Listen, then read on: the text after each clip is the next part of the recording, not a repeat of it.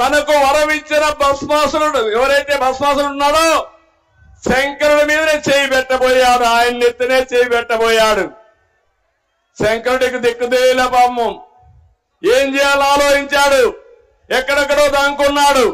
కడాన పోయి విష్ణువు దగ్గరికి పోయి తప్పైపోయింది, నేను వరమిచ్చాను, వాడు నానెత్తినే చేపెడుతున్నాడు, కాపాడు మహాప్రభు అంటే అప్పుడు ఆయన మీరు చూస్తే విష్ణుమూర్తి మోహిని అవతారంలో వచ్చి ఈ భస్మాసురుణ్ణి మోసగించుకుంటే మరిపించి తర్వాత ఆయన చెయ్యి ఆయన ఎత్తినే పెట్టుకున్నాడు. ఆ దెబ్బతో ఏమయ్యాడు? భస్మం అయిపోయాడు, బూడిదైపోయాడు. ఇప్పుడు ఇక్కడ ఏం జరిగిందంటే మీ దగ్గరకు వచ్చాడా? ముద్దులు పెట్టాడా? ఒక్కసారి అన్నాడా? మురిసిపోయారా? మీరందరూ ఓటేశారా లేదా? ఇప్పుడు అందరూ నెత్తిన చేయి పెట్టాడా లేదా అని మిమ్మల్ని అడుగుతున్నా. అందరికీ కష్టాలు వచ్చాయా లేదా మీరే చెప్పండి.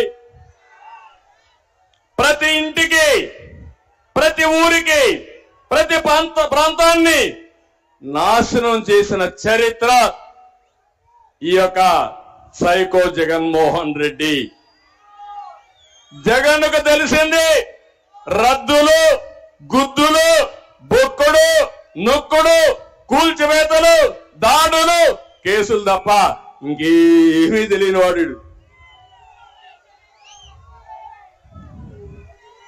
ఎవరైనా సరే మంచి కార్యక్రమం చేయాలంటే దేవుని దగ్గరికి వెళ్తాం.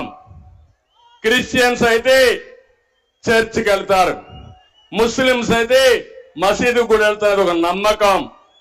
కానీ ఈ జగన్మోహన్ రెడ్డి చేసింది ప్రారంభమే ప్రజావేదిక కూల్చి ఈ రాష్ట్రానికి నష్టం చేస్తూ విధ్వంస పాలనకి దోహదం చేశాడు.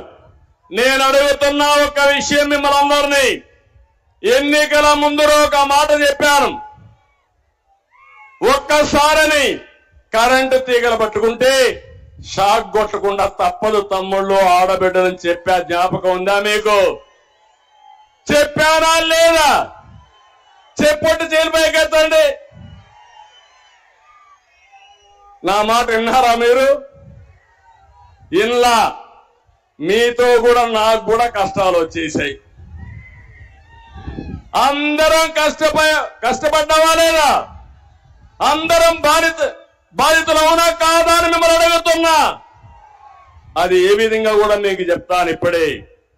నేను ఒక విషయం మీద చూడండి, ఇక్కడ ఈ జిల్లాలో 365 కోట్లతో జైన్ ఇరిగేషన్ కి నేను శ్రీకారం చుట్టాను.